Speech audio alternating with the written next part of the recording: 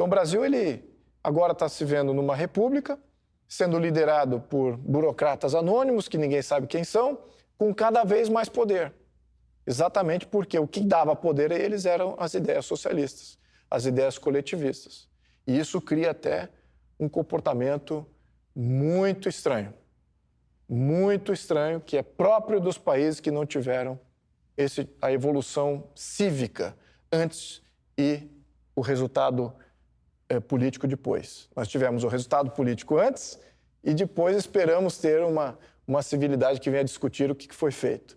Esse tem sido o nosso padrão, exatamente porque somente as poucas elites que estão com poder que têm um pensamento. E a população está desprovida desse pensamento. Vamos chegar lá. Mas qual é o contexto aqui? É que, durante esse período, no início do século XX, os conservadores apoiaram a criação do Estado totalitário. O totalitarismo foi viabilizado intelectualmente pelas ideias socialistas. Na prática, pelos conservadores. Os conservadores quem eram? Os conservadores socialistas, conservadores cristãos, cujo valor é quero ajudar, quero fazer o bem. E aí o socialista entra dentro dessa ética e constrói uma narrativa e que viabiliza a criação do Estado cada vez maior para poder ajudar. Vamos ajudar? Sim, você não é um cristão? Não quer ajudar? Vamos ajudar todos? Então vamos aqui fomentar aqui uma burocracia maior ainda para poder ajudar todo mundo. Você não é a favor de previdência para todo mundo? Todo mundo deveria ter um direito previdenciário? Sim. Previdência já era discutido no século XIX na Europa. O que acontece no século XX? Quem é que estava defendendo previdência? Praticamente toda a base conservadora cristã. Então, o conservador socialista foi um grande proponente do Estado social totalitário. Esse é um grande ponto, através do cristianismo. Segundo, o burguês socialista é aquele que tem sucesso empresarial, tem dinheiro, tem sua vida resolvida. E o que ele acha que é a função do Estado? A função do Estado é ajudar aí os mais carentes, os que não tiveram as benesses que eu tenho. Ele que faça lá o seu serviço e eu continuo fazendo o meu negócio. Como se as coisas fossem desassociáveis. Como se não houvesse vínculo entre um Estado que faz tudo e a possibilidade dele até ser um burguês. E é isso que os burgueses socialistas não entendem. Eles continuam apoiando o socialismo, achando que a função do Estado é distribuir renda. E não garantir liberdade. Então, essa dicotomia, quem aproveitou muito bem isso e está no Manifesto Comunista, esses dois. Marx.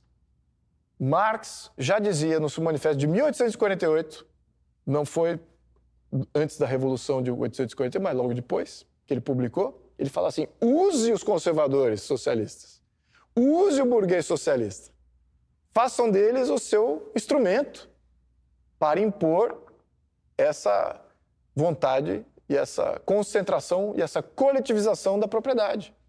Eles vão entregar gradualmente através de um processo de tributação gradual. Eles vão ajudar, porque eles acham que isso que é certo, essa é a nova ética. Então veja como isso já era pontuado 50 anos antes. Então, o que acontece no Brasil foi exatamente isso. Os conservadores entraram com tudo para dentro. Que países que não entraram nessa? Onde já existia uma sociedade que já debatia o oposto. Já debatia exatamente a questão do liberalismo. Liberalismo econômico, liberalismo social, liberalismo político. As três frontes. As três coisas estão vinculadas. Economia, sociedade e organização política. Não há desassociação. Hayek já colocava isso também. Já colocava na sua Constituição.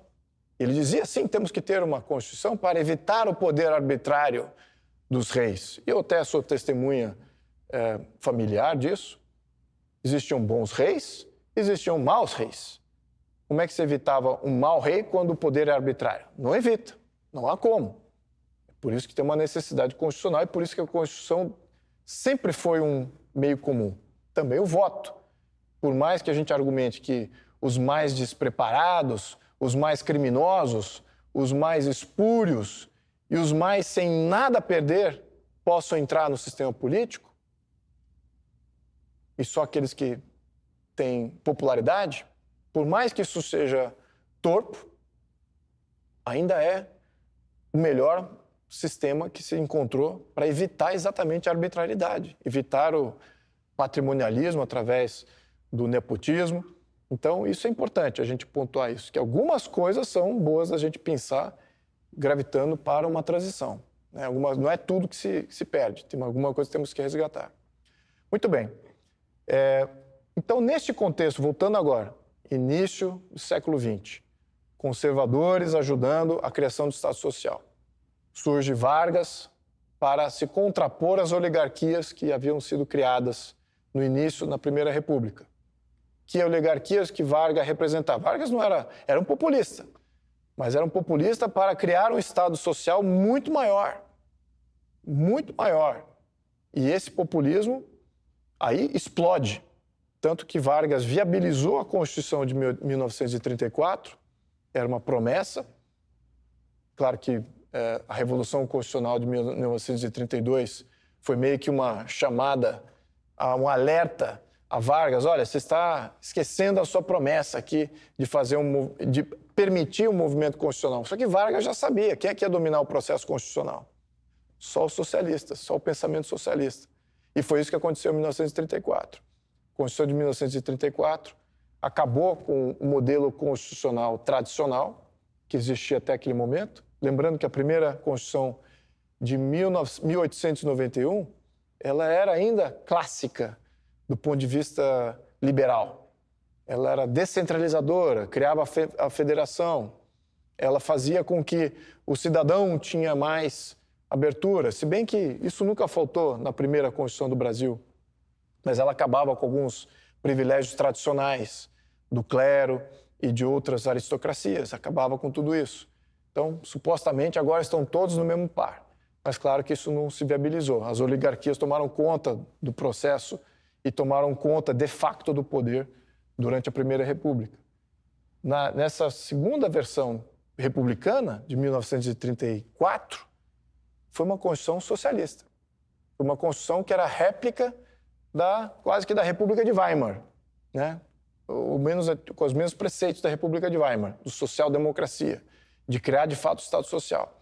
E aí, com essa burocracia, cria-se um novo conservador socialista, que são os corporativistas.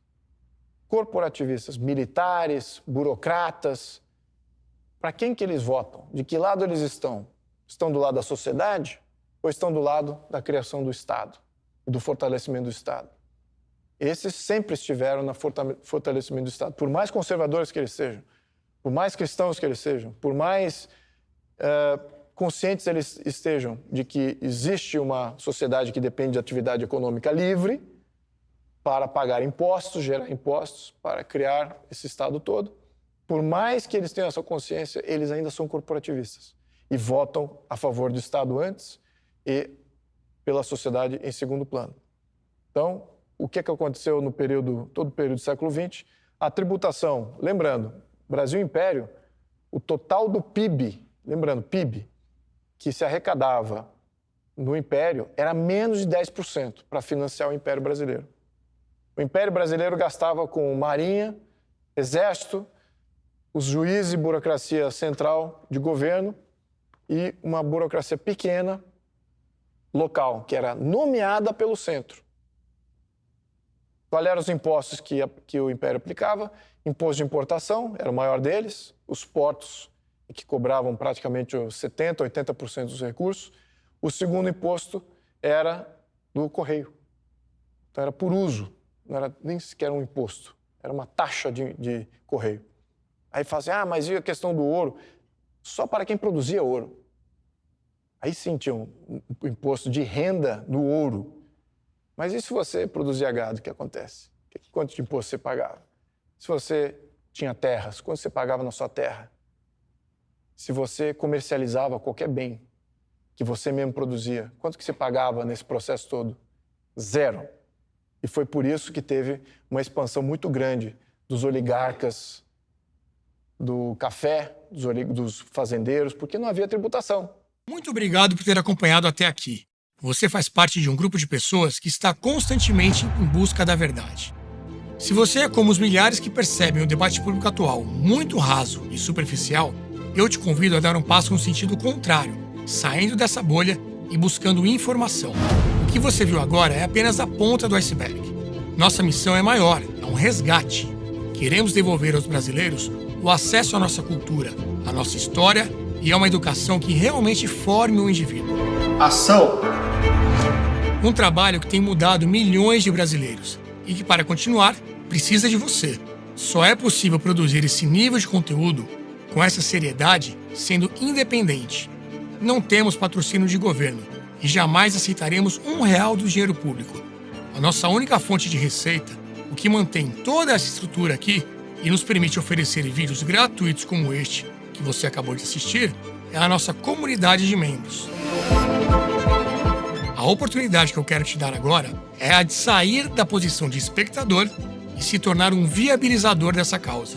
Ao assinar a Brasil Paralelo, você não ganha apenas acesso a um catálogo com o que há de melhor em educação e entretenimento no país. Você garante que conteúdos assim continuem tendo um lugar, com a qualidade que você exige e a credibilidade que o Brasil precisa.